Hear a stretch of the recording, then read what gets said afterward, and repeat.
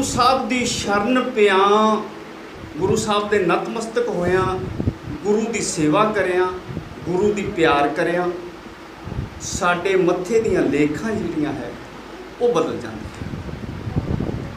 साध संगत जी, संसार दे विच सतगुरु ही एक ऐसी हस्ती है जिहड़ी कि ये पापी रूहां दा कल्याण करके उस नूं सच दे रस्ते वाल भाव अपने चरणों के जोड़ लेंदी और सचखंड का रस्ता दिखा देंदी। मैं कुछ ऐसियां विचारां तुहाडे नाल करनियां जिहड़ियां कि साडे जीवन दे विच अगर वो धारण कर लईए असीं ते साडा जीवन जिहड़ा है वो सुखां वाला बन जाएगा। मैं अगे गुरु साहब ने बख्शिश की है दास दे कि असीं गुरु साहब गुरु बाणी तो जो मत लैने उही मत असीं तुहानूं दसनी है कि भाई आह रस्ता है, गुरु साहब दसदे, गुरु ग्रंथ साहब जी दसदे है, गुरु साहब दसदे है, इहनूं अगर जे असीं वरत लईए तो साडा जीवन जिहड़ा है सुखामई हो जाऊगा, आनंदमई हो जाऊगा और असीं परमात्मा दे इत्थों तिकर के दर्श दीदारे भी कर सकते। तो साध संगत जी, सब तो पहला गुरु गोबिंद सिंह जी ने सानू बख्शिश की कि वाहिगुरु नाम पंज प्यारियां नूं अमृत छका के बख्शिश की और ये ऐलान किया कि भाई ये वाहिगुरु नाम जिहड़ा है ये आनंददायक है, सचखंड तिकर पहुँचाने वाला है, आत्मा की रूह की कल्याण करने वाला है। इस करके इस वाहिगुरु नाम मंत्र नूं तुसीं सरवण करिया करो, सिमरन करिया करो, सुनिया भी करो और सुनिया मन लिया, मन्निया मन दे विच प्यार कर लिया, सुनिया मन्निया मन कीता भाओ, अंतरगत तीरथ मल नहाओ। साडे अंदर एक तीरथ है इशनान करने वास्ते, मन के उत्ते जो असीं नाम वाहिगुरू का सिमरन करते हैं ना, उदों साडी ये आत्मा इत्थे इशनान करती है अंदरले पासे। ये इशनान जिहड़ा साडा मतलब जीवन सफला कर दिंदा, साडे पापां रोगां कष्टां कलेसां दुखां का नाश कर दिंदा। साध संगत जी, यही गुरु साहब ने सानू फिर वाहिगुरू नाम, और भाई गुरदास जी ने कहा कि वाहिगुरू नाम वाहिगुरू गुर मंत्र है जप हौमे खोई। हौमे एक वड्डी सब तो वड्डी बीमारी इस जीव नूं लगी हुई है इस संसार दे विच, जिहड़ी कि होर किसी साधन नाल नहीं खत्म होंदी, एक वाहिगुरू दे नाम सिमरन करिया ही खत्म होंदी। तो सब तो पहला मैं तुहानूं यही वाहिगुरू का नाम सिमरन अज तो थोड़ा करवाऊँगा, पर अगे जाके मैं बहुत लंबा करवाना है, क्योंकि यही कल्याणकारी है। ये मैं तुहानूं दस दियां, मेरा मकसद, मेरी गुरु का मकसद, मेरे इस स्थान के बनाने का मकसद, मेरे जे मैं कह दिया भी मैं गुरु साहब का प्रचार कर रहा, तो साडा मकसद एक यही है कि जिहड़ियां आत्मावां गुरु की शरण होकर नाम सिमरन कर लग जाणगियां उन्हां दा कल्याण हो जाऊगा।